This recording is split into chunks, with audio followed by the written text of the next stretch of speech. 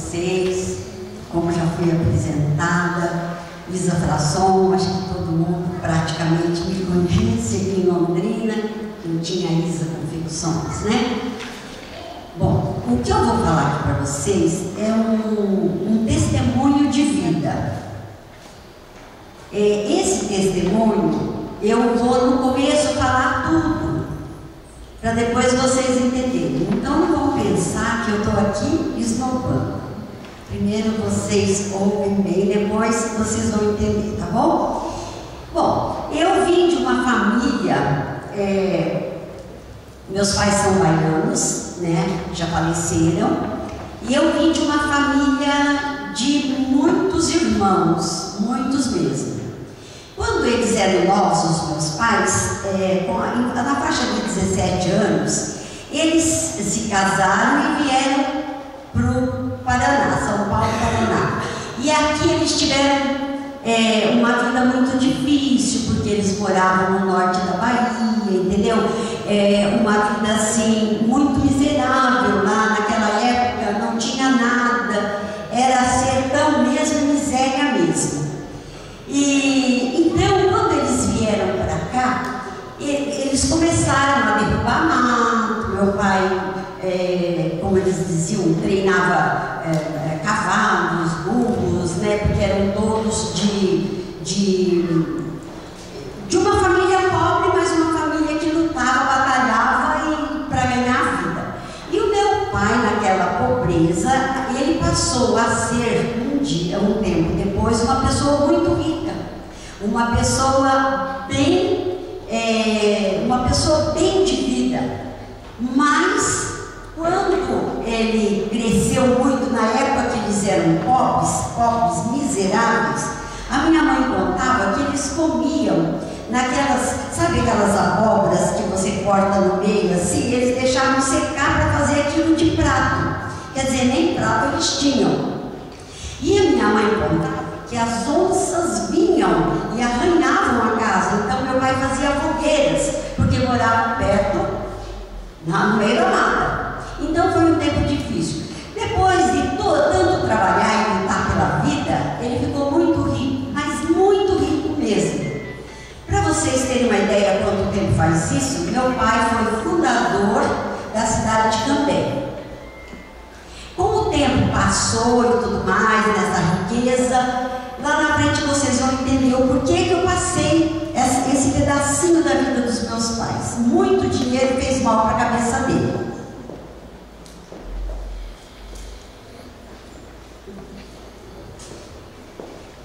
Pois é, lá na frente então, com muitos filhos, eu era uma das mais novas, bom, naquela época, 13 anos, a gente já era uma mocinha, né? Eu comecei a namorar com 13 anos de idade. Porque eu conheci o meu marido, que é hoje meu marido, com 13 anos, tanto eu como ele. 13 anos, numa fila de escola. Um olhou para o outro na fila do ginásio.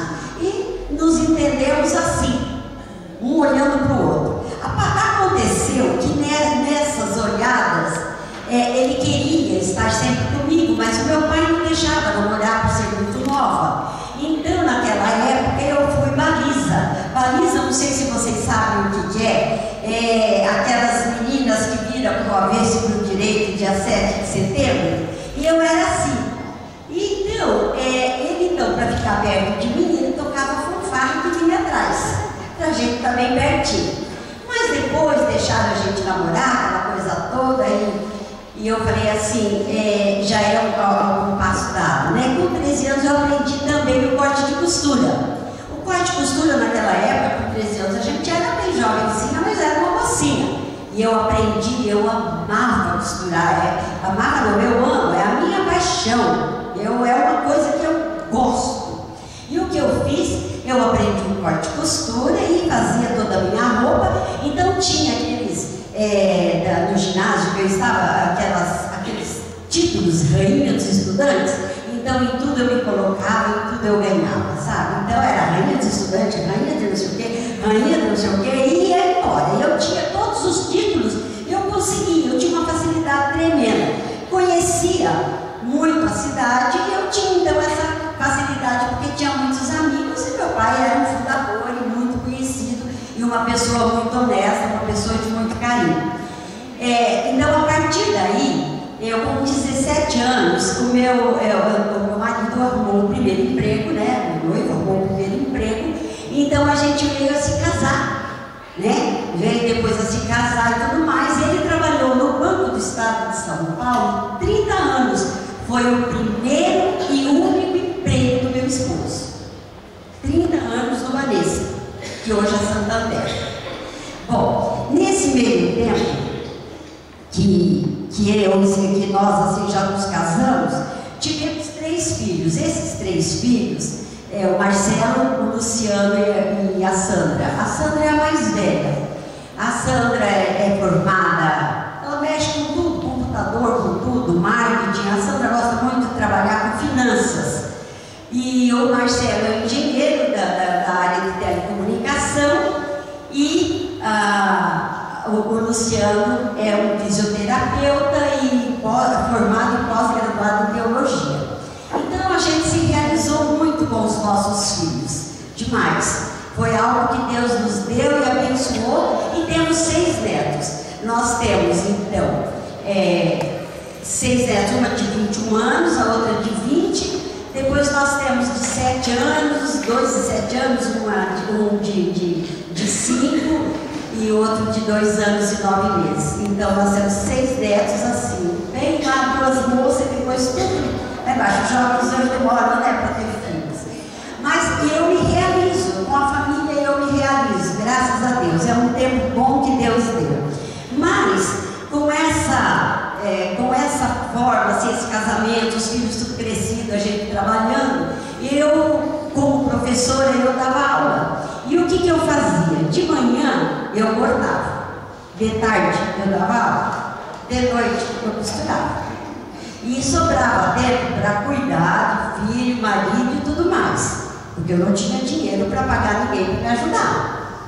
Então eu me virava, dormia muito pouco, mas assim, cedo, de tarde e de noite. E eu acho que não faltou nada. Eu dei tudo o que eu podia de mim para eles. Então, quando eu costurava à noite, eu naquela época eu fazia cacharel e colã. Mas eram tão lindos, tão maravilhosos os colãs e as cacharel, porque eu usava muito, né? Aí o meu marido, para ajudar, pregava as taxas embaixo do colã, tem umas taxas, ele pregava para mim. E depois eu saía, no sábado eu ia a algumas lojas e eles pediam, faziam o pedido, e assim a Isa Confecções começou. Foi dessa forma. Eu me tornei uma estilista, conhecedora da moda, porque eu passei a lançar moda. Por quê? Porque começou o glamour. Eu ia toda segunda-feira na Mafalda, televisão, né? Ao vivo. Então ali toda segunda mostrando uma coleção, mostrando outra, com as melhores manequins. Por exemplo, a Sandra, que era nossa exclusiva, minha filha, hoje é casada com o Galvão Bueno, a Desirê, foi nossa manequim. A Mônica Januzzi, que era a Miss Paraná. E muitas meninas lindas e maravilhosas que se destacaram aqui em Londrina foram as nossas manequins. E a empresa foi crescendo, e eu peguei nome, a Isa Fração, Isa Confecções, Isa Estilista, e eu fui crescendo, meu nome foi tomando assim um vulto tão grande que nem eu entendia. Mas eu nunca tive bobagem na minha cabeça, não. Eu sempre trabalhei muito, gostei de trabalhar, porque os meus pais me ensinaram isso. E eu levei a minha vida como estava indo, mas de repente, todo aquele sucesso, né? Todo aquele glamour e tanta liderança, tantos eventos. Eu ia para a Fenite em São Paulo, eu expunha a moda em São Paulo e, nossa, aquilo foi crescendo que eu também não entendia. Não sei se vocês conheceram também a Olivia Prado. A Olivia tinha um programa de televisão aqui em Londrina, ela era também nossa manequim e muitas outras. Aí eu comecei a ter um currículo, porque você começa a ficar famosa, você começa a se pôr em tudo, não é verdade? E assim eu comecei também a me colocar em tudo o que eu via, assim me dava vontade de me candidata a vereadora por algumas vezes em Londrina. Cheguei perto, mas não ganhei. Deus não me queria lá. Eu fui juíza classista do trabalho, vogal, né? Do trabalho, trabalhei vários anos. E fui diretora da Associação Comercial e Industrial de Londrina por 12 anos. E quando eu era diretora, nessa época, a gente resolveu fundar o Conselho da Mulher Empresária na Associação Comercial e Industrial de Londrina. E eu fui a primeira presidente. Depois disso, eu também fundei, junto com o grupo, o Conselho também no Sindicato do Comércio Varejista de Londrina. E foi um sucesso. E a DESG, não sei se alguém conhece a DESG aqui, Associação dos Diplomados da Escola Superior de Guerra. Como eu gostava de política, eu também me pus nesse meio. Então eu fiz a DESG, né, essa associação, que era dos diplomados da Escola Superior de Guerra. Muito bom. A gente aprende a ter horários, a gente aprende a ter compromissos com o horário e tudo mais. É muito bom, foi muito bom mesmo para mim. E também eu pertencia ao Rotary Londrina Alvorada há alguns anos, e depois eu desisti. Também tive muitos prêmios, porque a fama foi assim tão alta, cresceu tanto, todo mundo conhece a Isa, todo mundo, e eu acredito que eu não tinha nenhum ar de elevado. Eu era uma pessoa que eu me dava com todo mundo, brincava com todo mundo, conversava com todo mundo, pagava muito bem todo mundo, né? Então era diferente. Mas eu recebi um prêmio de profissional do ano e foi maravilhoso. Gente do Paraná, destaque mulher, qualidade, padrão e atendimento. E cheguei até a ser convidada para receber o título de comendadora. Então, as coisas foram correndo normalmente. E eu estava feliz da vida, estava tendo tudo que eu desejava. Estava tão bom, né? Uma fama tremenda, roupas lindas, maravilhosas, conhecia todo mundo, passeava bastante, ia para tudo quanto é feira, pesquisava na Europa. Então, estava bom demais, né? Mas com o passar dos anos, o vazio começou a tomar conta. Porque eu tinha tudo. A gente não se pergunta hoje o que vai ser dos nossos jovens com tanto celular, com tanta coisa na mão, com tanto computador, com tanta coisa, o que vai ser no futuro? Segundo o Dr. Drauzio, ele disse que 2020 a 2030 será um caos. Mas esse caos que ele está dizendo, eu já passei. Eu tinha tudo e também não tinha nada. Eu conhecia a Deus, conhecia tudo, mas aquele conhecimento assim, mais chegado, com mais intimidade, eu não tinha. Então, começou a dar um vazio e eu comecei a ficar como um ping-pong. Comecei a procurar daqui, dali. Quando eu ia numa igreja ou outra para me descobrir, estava tudo bem. Pior quando ia para outros lugares. Quando ia para um lugar onde, em vez de eu dar um passo para frente, eu dava 10 para trás. E isso aconteceu. Aí, em 1995, eu perdi meu pai, porque ele teve um câncer em todos os ossos e ele disse que queria ficar comigo, que eu cuidasse dele. Então, quando alguém cuida de um doente da sua família, mas só vai dar uma visitada, é uma coisa, mas conviver com o doente na sua casa é outra. O coração dói. Meu pai faleceu e depois a minha mãe, com um problema também de saúde, veio a falecer, também quis que eu cuidasse. E eu fui cuidando de todo mundo. Cuidei de irmãos, cuidei de todos. Mas isso vai trazendo algo para dentro de você, porque vai ficando vazio. E esse vazio estava me incomodando. Eu dormi 15 dias. 15 dias, praticamente, só dormindo ali. Isso, eu estou dizendo do mais dos 15 dias seguidos.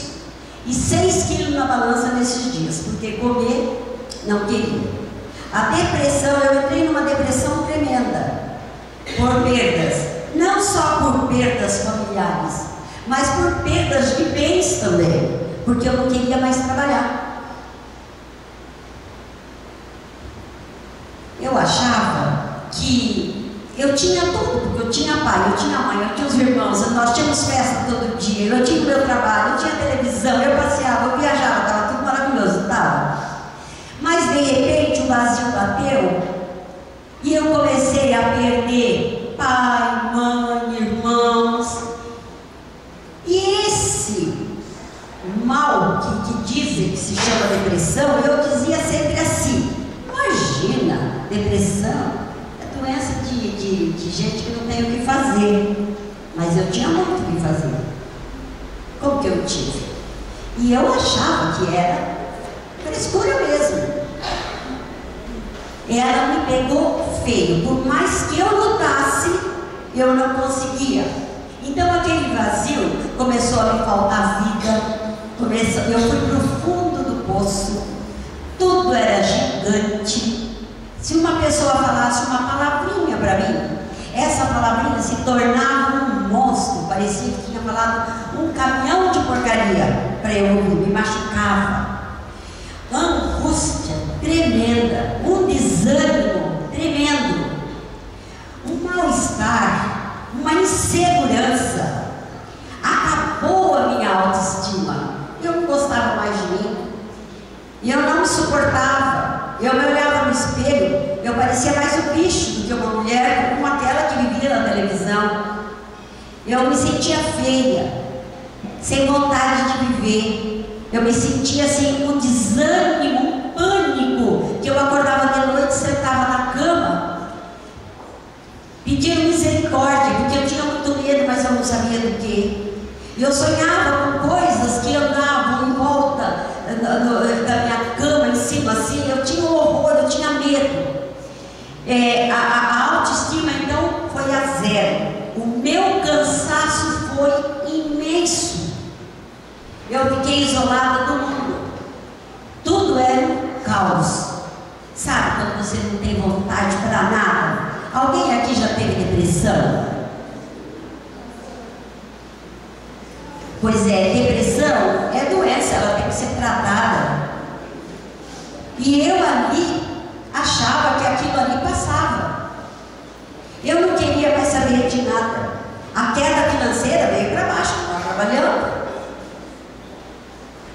Os pacotes do governo cada dia era um. E aquilo também me incomodou muito. Então eu comecei a pensar: por que eu vou resolver tanto pacote na minha vida, sendo que eu perco as pessoas com uma facilidade? Todo mundo vai embora e eu estou aqui lutando, por quê? Amanhã eu também vou? Mas eu tinha que entender que eu teria que lutar, batalhar, trabalhar e tudo mais, mas tinha algo que eu tinha que pôr em primeiro lugar, que eu não colocava.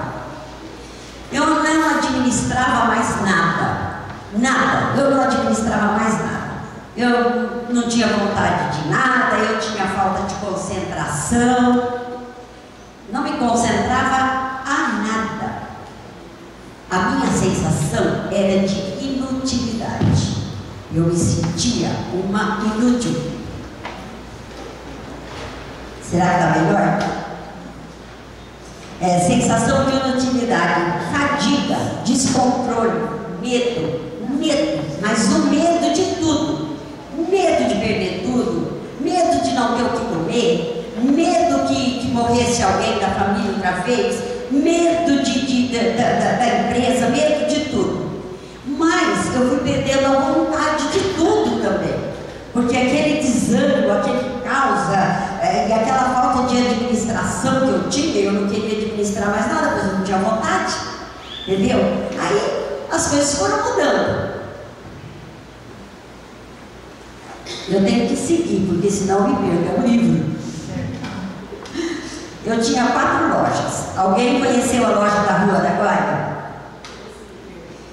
Ela está lá ainda, eu continuo morando em cima. Se alguém quiser me visitar, eu continuo morando em cima, como sempre morei, faz 30 anos. Aluguei a parte de baixo, o segundo piso da minha empresa. Eu fui descendo as portas, porque eu não queria fazer mais nada, a queda era total, não entrava mais dinheiro, as vendas caíram de 80% a 90%. Então a gente diz: não adianta continuar. Se não tem quem compra, eu também não vou fazer. Porque foi uma época difícil para todo mundo, ninguém comprava, ninguém fazia nada, não é verdade?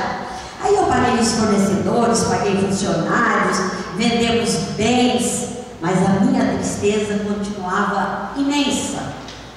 A minha depressão, cada dia eu estava pior. Sem saber o que fazer e sem ter saída. Quando a gente não administra mais nada e não tem o amor próprio por si mesmo, então não tem como continuar. Então eu queria morrer. Mas eu tinha filhos e tinha marido.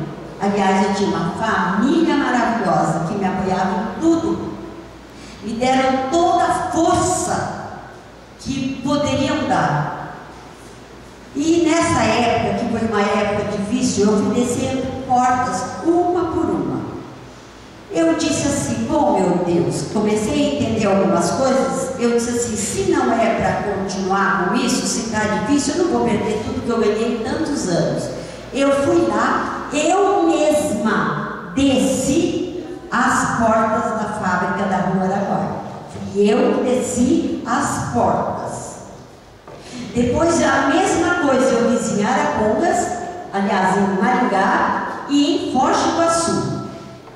Eu só fiquei com uma loja, a loja do shopping, somente com ela.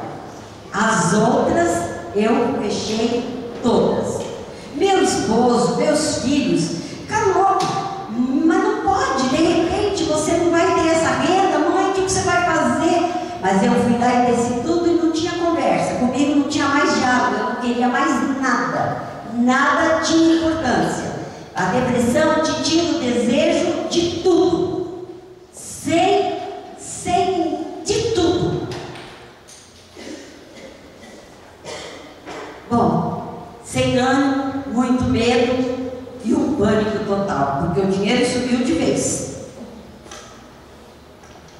Aí eu comecei a pensar, eu preciso ter um novo sentido para a minha vida. Mas qual que vai ser esse novo sentido? Eu preciso de algo na minha vida. Eu preciso. E o que eu fiz?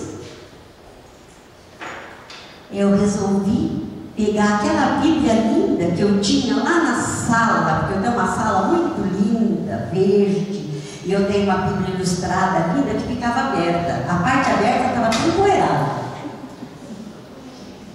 Adianta ter uma Bíblia e não ler? Aí porque eu ia assim, sempre na igreja, ouvia aquela parte, sabe? Eu ouvia, vinha para casa, mas nunca me interessei a conhecer esse livro tão famoso. Esse livro que é a Bíblia. Eu nunca tinha me interessado. Naqueles dias, eu comecei a ler a palavra.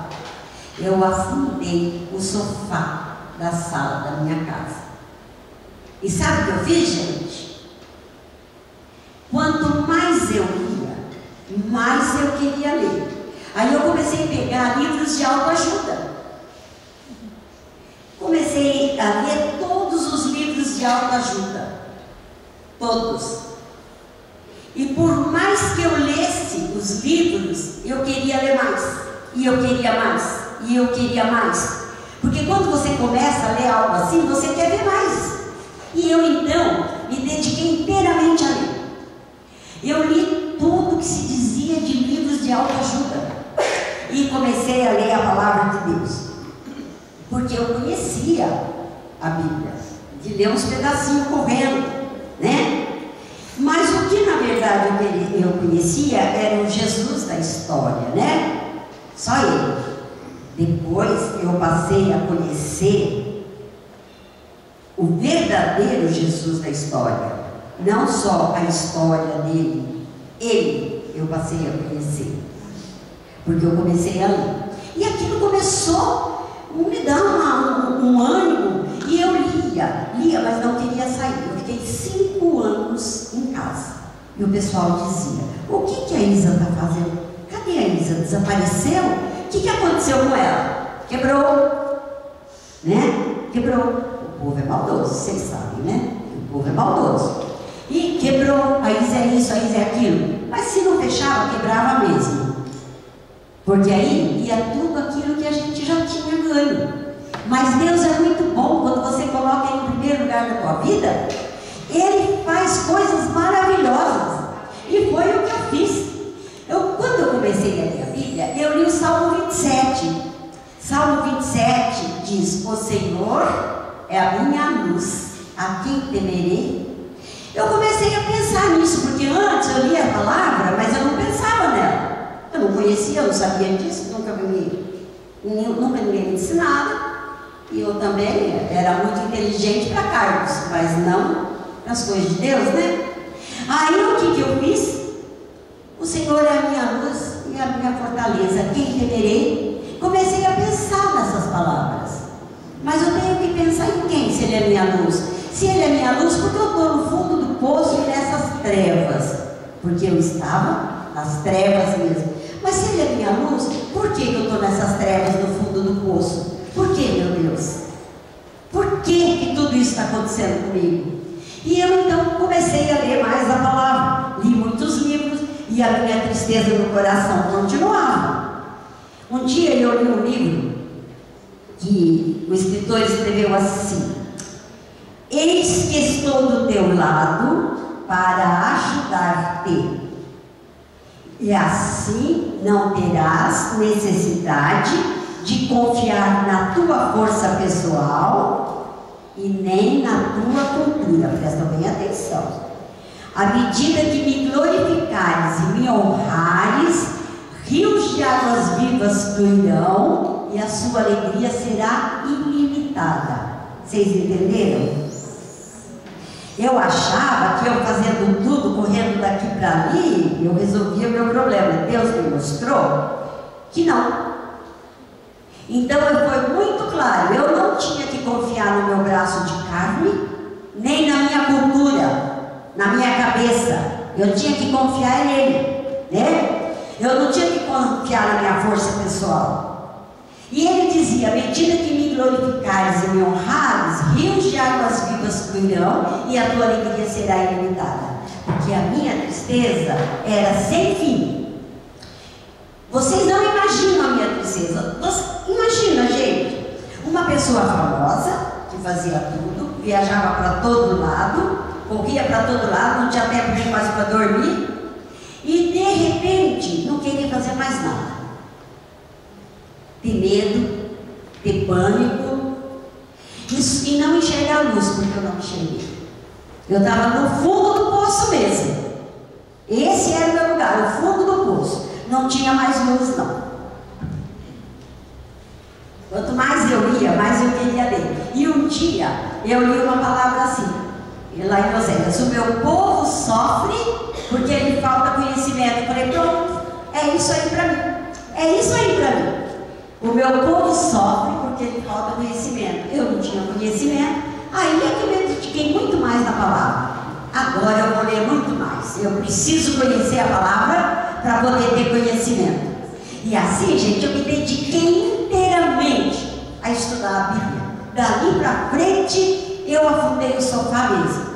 Eu não queria sair, não queria ir em lugar nenhum. E de vez em quando eu recebia algumas pessoas que me visitavam e levavam livros de autoajuda e conversavam comigo sobre a palavra. E a gente crescia, sabe, lendo a palavra com os amigos. Mas são poucos esses amigos. Quanto mais eu li, então, eu ia perdendo medo. E aí eu fui à luta. Aí eu senti que Deus tinha algo para a minha vida. Por que eu estava lutando tanto? Por que eu não sentia a falta da minha empresa? Porque eu não queria e não quero nem ouvir falar em vitrine. Eu não aguento ficar vendo vitrine. Eu não aguento. Eu tomei uma... Foi assim, Deus tirou do meu coração tudo. Eu não tenho. Se alguém diz: você não sente saudade? Eu sinto das minhas clientes, das nossas conversas, dos funcionários, dos momentos bons. Mas daquela correria sem fim, porque eu vendia atacado o Brasil todinho. Então eu não tinha fé para Deus mesmo. E eu não sinto mesmo. Então eu tomei uma decisão, porque eu fui percebendo que Deus tinha um propósito para a minha vida. Aí eu tomei uma decisão e eu decretei: neste vale eu não fico. Ele é escuro, ele não tem ar, falta luz mesmo, falta tudo aqui dentro. E eu não enxergo nada. Aqui eu não fico. E eu me agarrei. E eu subi. E eu fui subindo, eu fui escalando, eu fui lendo, eu fui conhecendo. Quanto mais eu ia, mais eu conhecia, mais eu queria subir. Aqui eu não fico. Eu vou trabalhar por meu Deus. Porque eu descobri que tinha um Deus na minha vida e que me queria para o trabalho dele, assim como ele quer cada uma de vocês. Nós temos a obrigação de estar falando de Jesus para as pessoas. Tem hora que a gente vai falar de igreja. Não é igreja, não é placa de igreja. Ninguém, olha, Jesus não quer placa de igreja. Jesus quer que você seja dele. A placa de igreja não faz diferença. É lógico que você vai escolher uma boa para você ficar. Você vai escolher uma igreja que vai te ensinar. Foi o que eu descobri. Eu descobri uma igreja que me ensinava. E assim eu tomei uma posição, eu decretei, eu falei, aqui não fico. Neste vale não fico mesmo. Porque era gelado, era frio, sem luz. Daí eu passei a ter mais intimidade com Deus. E eu comecei a conversar com ele, continuei lendo a Bíblia, ele falava comigo, e eu falava com ele, e nas madrugadas, às 3 horas da manhã, e assim foi, a minha vida mudou. Então, como eu disse, não mais preocupada com placa de igreja, denominação também não, o que eu queria era conhecer a palavra de Deus. É isso que é importante. Aí foi voltando a minha autoestima, foi voltando o meu amor próprio. E eu fui me sentindo a Isa novamente. Eu fui me sentindo que eu podia voltar àquilo que eu era. E até muito mais do que eu era. E assim eu fui. Também fui ao ID. Eu li e eu compreendi que nós não podemos dizer que somos cristãos se nós não levamos a palavra para alguém. Você não precisa ir longe, você pode ir no seu vizinho da frente, no seu vizinho do lado, no seu vizinho de trás, um amigo que você encontra na igreja, no mercado, seja lá onde for, você vai falar de Jesus para as pessoas. Sem dar aquela impressão que você está aí falando de igreja, não, é de Jesus. Aí eu tomei essa decisão e eu fui ao ID e eu fui lá na Bahia, lembra que eu falei para vocês, na terra dos meus pais? Eu fui lá na Bahia levar a palavra para aqueles, porque lá ficou um irmão da minha mãe. E eu fui lá levar a palavra. E naquele sertão, só que está um pouco melhor, sabe, gente? E eu fui no sertão levar a palavra, e ali tinha 120 famílias. Eu fiquei ali quase 3 semanas. Meu esposo foi junto. O dia que eu cheguei, eu não vou contar todas as experiências que eu tive, eu vou contar uma. O dia que eu cheguei, muito cansada de carro, 2 dias, né, porque mais 2.000 quilômetros, as minhas primas, que ficaram todo mundo muito feliz, disse assim, olha Isa, você descansa, deita e almoça, e que a gente vai visitar um senhor bem velhinho, inclusive é amigo do teu avô, foi amigo do teu avô. Ele está bem velhinho, deve ter mais de 90 anos, ele não ouve, ele não fala, ele está morrendo, eu acho que não passa dessa noite. Eu falei, tudo bem. Quando elas disseram que não passava daquela noite, eu falei, então espera que eu vou junto. Aí elas disseram, é ali, sabe qual é o ali de Baiana? Ali, né? Aí era ali e eu fui, né? Cansada, botei no chinelo. Gente, eu andei pelo meio da mata 6 quilômetros. A pé, depois de 2 dias viajando. Foi um exercício tanto, né? Aí, chegando lá, parei, o quarto era muito pequenininho, mal dava para ficar na porta, e disseram, olha, não adianta falar com ele porque ele não reconhece ninguém. Mas eu cheguei e eu me apresentei. Eu falei, eu sou neta de Jerônimo Lessa. Meu pai era da família Nobre também. Ele disse, ele mexeu a cabeça. Aí eu disse para ele, falei, agora ou nunca, porque eu ainda estava meio tímida para evangelizar. Eu falei, agora ou nunca. Cheguei nele e eu disse assim, O senhor conhece Jesus? Ele ficou quieto. As mulheres estavam tudo igual urubu, em volta, sentadas, com o neném chorando, esperando o velhinho morrer. Nem anda, porque ele não fala. Mas eu tornei a perguntar: o senhor conhece Jesus?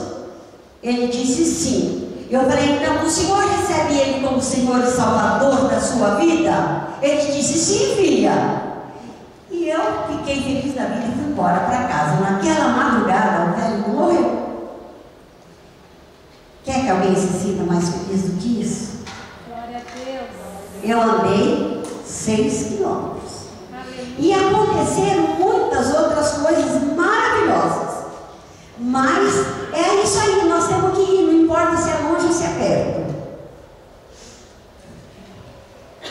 Aí eu recordei do passado e lembrei que meu pai e minha mãe, eu falei para vocês que depois meu pai ficou bobo, porque ficou muito rico. Arrumou o que não devia arrumar e perdeu tudo. Mas ele teve os filhos para cuidar dele, minha mãe também teve. Perderam tudo, mas foram muito bem tratados e tiveram tudo. Mas herança não ficou nada não, perderam tudo. E a minha mãe não perdoava meu pai. E vocês sabem que quando a gente não perdoa, o coração fica muito amarrado.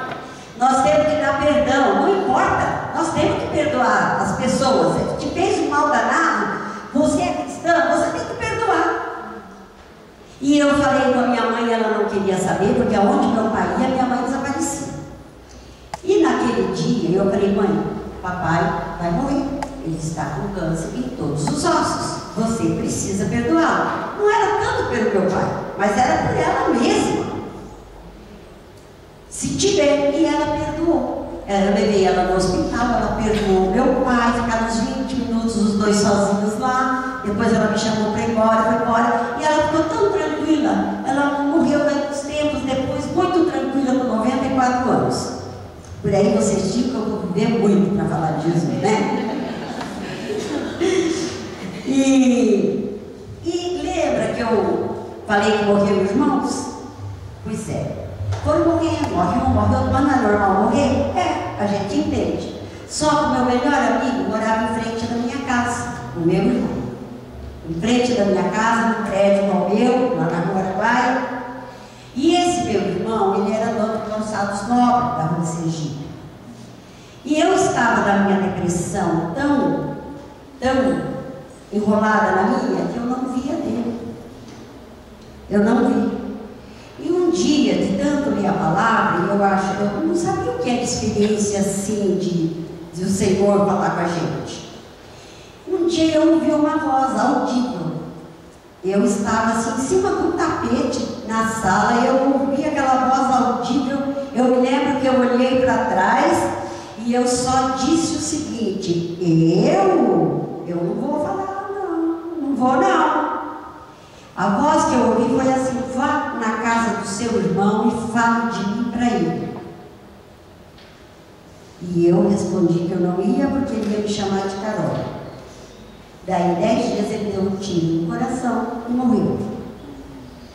Então, essa é a desobediência para as coisas de Deus. Então, como vocês veem, eu passei por tudo. Eu não obedeci aquela voz. Mas se eu disser para vocês que eu não entendi o que era aquela voz. Hoje eu entendo, mas eu não entendi. Aquela voz me mandou eu ir falar com o meu irmão. E eu falei: eu não vou. Ele vai dizer que eu sou Carola. E eu não fui. Daí, 10 dias, ele se matou. Isso, a minha depressão foi lá embaixo outra vez. Eu fui a zero novamente. Começou tudo de novo. E eu não conseguia me controlar. Mas, só que tinha um detalhe. Eu já conhecia a palavra. Então eu comecei a ler, ir a ler. E um belo dia, eu falei assim: meu Deus, o Senhor... Dizem que o Senhor fala com todo mundo, mas o Senhor não fala comigo, por quê? E aí eu fui fui sentindo que Deus já vinha falando comigo há muito tempo, desde lá atrás, quando eu tinha a Isa. Eu que não entendi, como eu não entendi quando eu desobedeci a palavra dele. Aí, eu lembrei que um certo dia, o meu filho, logo que se formou, Marcelo Engenheiro, logo que ele se formou, ele teve um mal-estar, uma dor intensa, e acharam, o médico achou que era um problema de apendicite, não era. Era justamente aquele problema do Tancredo Neves, lembra, gente? Então, aí, quando eu soube que era aquilo, eu fiquei assim, desesperada. E é diverticulite, mas é uma diverticulite diferente. Aí, eu fui na janela do hospital evangélico, meu filho já tinha sido operado, e eu na janela pedindo a Deus que cuidasse dele, que tivesse misericórdia. Senhor, cuida dos meus filhos, Senhor, eu não me importo com bens material, mas a minha família, essa sim, Senhor, cuida dos meus filhos. Sabe o que aconteceu, gente? Eu estava ali conversando com Deus e conversando com mais alguém também. Eu acho que eu nem preciso dizer, né? Eu acho que vocês vão entender. E eu estava então conversando, pedindo também para mais alguma coisa. Meu filho atrás disse assim: mãe, ele estava tão pálido, mãe, você está falando com Deus? Não peça para mais ninguém, porque também não vai dar tempo. Peça direto para Jesus. Quando eu olhei ele falando isso para mim, eu vi um líquido escorrendo pela boca dele. Já eram fezes. Ele estava morto. Gente, naquela noite o médico foi chamado, na madrugada, foi operado novamente. Foi assim algo, sabe? Foi algo assim muito triste. Mas Deus é bom e Ele conhece os filhos dele. Marcelo voltou daí 15 dias para casa e até hoje nunca teve mais nada. Graças a Deus. E agora eu vou contar uma história para vocês, que vocês vão entender. E eu até brinco bastante quando eu conto. Eu falo assim: se quiser rir, pode rir à vontade, porque eu não me importo, sabe, gente? Eu até dou risada junto, tá? Olha, aí um dia, eu falei que sobrou uma loja, né? Sobrou uma loja e eu estava na loja. Chegando lá, e as funcionárias falaram: olha, gente, sai, vamos por aí, deixa que eu fico aqui sozinha. E eu fechei a porta da loja porque eu estava muito tensa. E eu falava para Deus assim: Senhor, todo mundo fala que o Senhor conversa com todo mundo. Aí o Senhor, Deus falou comigo, Deus disse, não sei quem, Eu falei assim: e por que comigo não? Qual é a diferença entre mim e os outros? Por que comigo não? Aí sabe o que aconteceu? Deus disse assim, eu chorava muito, estava chorando muito. Deus disse assim: pega essa Bíblia que está aí embaixo. Estava embaixo no balcão uma Bíblia, muito bonita também, sabe, gente? E eu falei, eu peguei a Bíblia e o Senhor falou: põe essa Bíblia em cima do balcão. Eu sentia que eu tinha ordens para fazer, entendeu? Aí coloquei a Bíblia em cima do balcão e comecei a enxugar a Bíblia, porque estava muito molhada, eu tinha chorado muito. Quando eu peguei a Bíblia, leia. Mas aquilo não era assim, era uma ordem mesmo. E eu então senti, eu catei aquela Bíblia, coloquei em cima do balcão, enxuguei os olhos, parei de chorar. E aí era o Salmo 32. Alguém conhece o Salmo 32? Guarda bem na cabeça, Salmo 32, em casa se lê. Aí estava, ele falou, leia, 8 e 9. Sabe o que estava escrito? Instruir-te-ei e te direi o caminho que deves seguir. Não sejas como o cavalo e a mula sem entendimento, que precisa de cabresto para ser dirigida. Dá até medo, não dá? Olha, instruir-te-ei e te direi o caminho que deves seguir.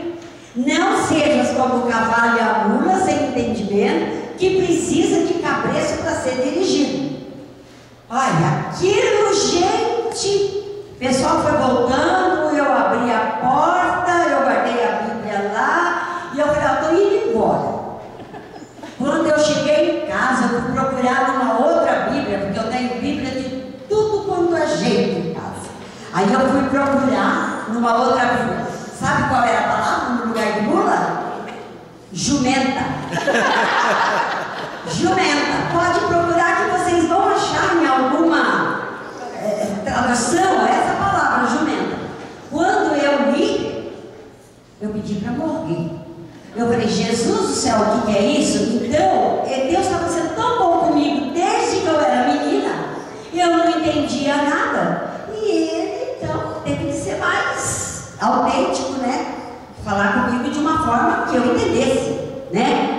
Foi assim que eu comecei a entender. Mula e jumenta. Espero que não tenha nenhuma mula e nenhuma jumenta aqui. Porque é pesado, é isso. E esse foi para mim. Também eu vou falar sobre isso. Nessa busca que eu estava buscando Deus, e eu encontrei vários locais onde eu ia, fiz cursos de missões e tudo mais. Eu também encontrei a Adonep. Não sei se é aqui, quem conhece a Adonep aqui? A Adonep é algo maravilhoso, é o braço da igreja. A Adonep não é religião, não é igreja, nem religião.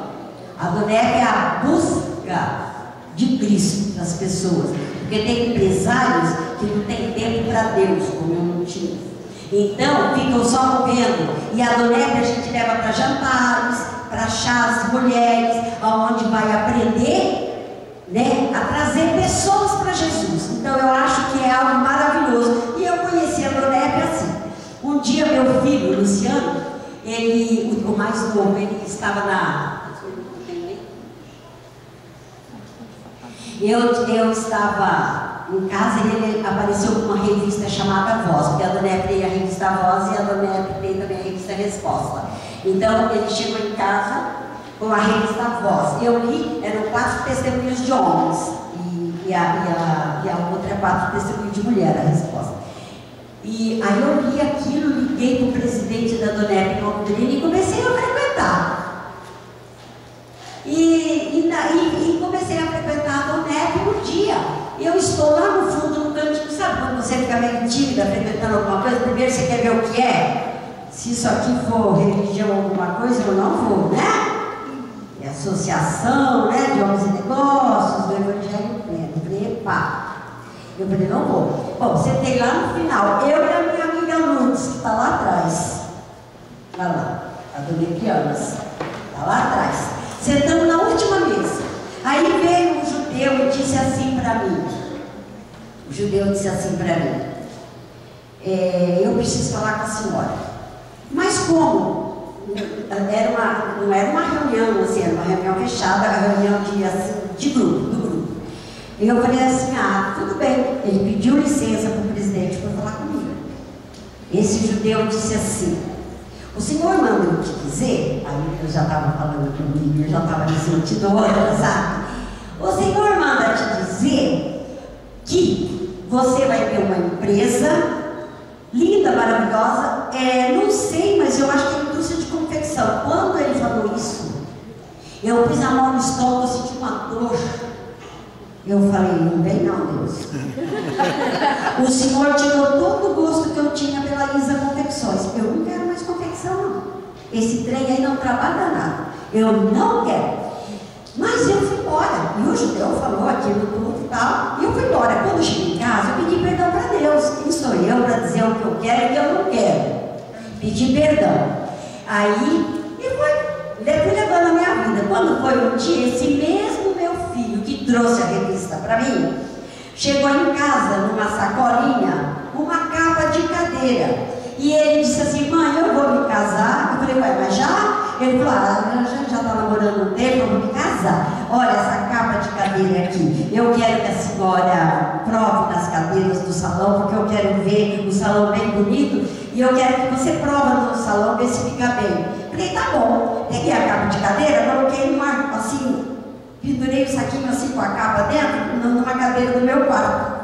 E ali, eu ficava todo dia olhando e algo falava comigo. Mas você sabe, eu estava aprendendo ainda algo falar comigo, né? E eu olhava assim e algo falava comigo.